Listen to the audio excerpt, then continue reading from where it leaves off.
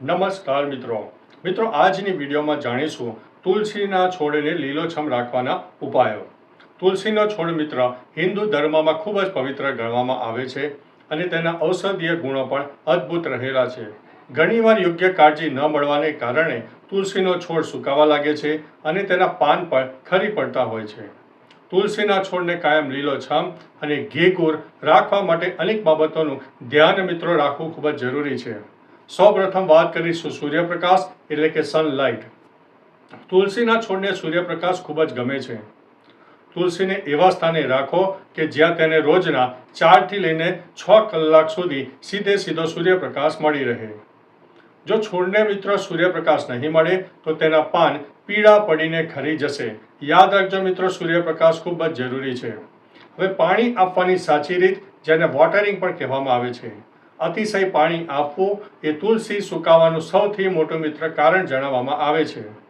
નિયમ બનાવી લો કે કુંડાની ઉપરની માટી સુકાયેલી લાગે ને ત્યારે જ તેને પાણી આપો।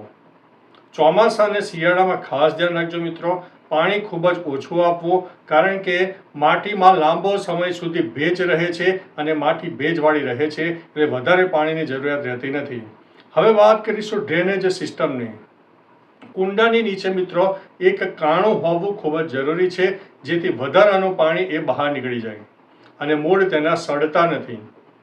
હવે વાત કરીશું મંજરી એટલે કે ઉપર આવેલા બીજની। તેને તોડવા મિત્રો ખૂબ જ જરૂરી છે, જેને પ્રુનિંગ કહેવામાં આવે છે। જ્યારે તુલસીના છોડ પર મંજરી એટલે કે બીજવાળી નાની ડાળીઓ થવા લાગે છે ને, ત્યારે છોડ તેની મોટા ભાગની ઉર્જા હોય તે બીજમાં વાપરી નાખે છે, જેના કારણે મિત્રો છોડનો વિકાસ ખૂબ જ અટકી જતો હોય છે। જેમ મંજરી દેખાય ને મિત્રો, તેમ તેને તરત જ કાતર વડે અથવા તો નખ વડે તેને ચૂંટી લેવી અથવા તો કાપી લેવી। મંજરી હટાવવાથી છોડની નવી ડાળીઓ બનાવશે અને વધુ ઘેઘૂર એટલે કે ભરાવદાર થવા લાગશે। હવે મિત્રો છોડનું પ્રુનિંગ એટલે કે કટિંગ કરવું પણ ખૂબ જ આવશ્યક છે। સમયસર તુલસીના છોડની ઉપરની જે પત્તીઓ હોય, જે ટોચની પત્તીઓ હોય છે, તેને થોડા તોડતા રહો, જેને પિચિંગ પણ કહેવામાં આવે છે।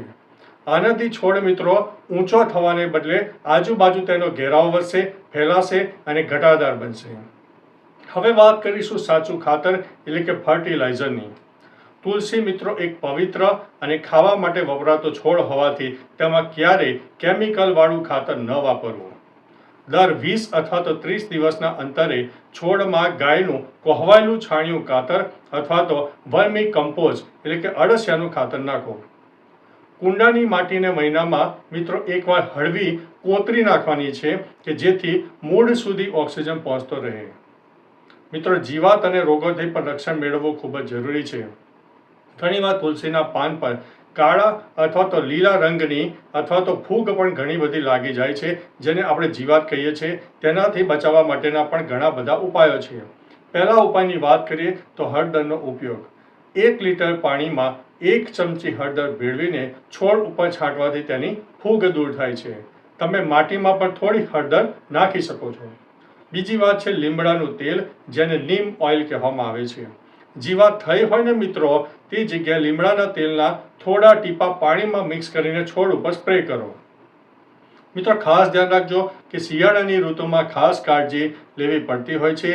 શિયાળામાં પડતી ભારે ઠંડી અને ઝાકળને કારણે તુલસીના છોડને વ્યાપક નુકસાન થતું હોય છે।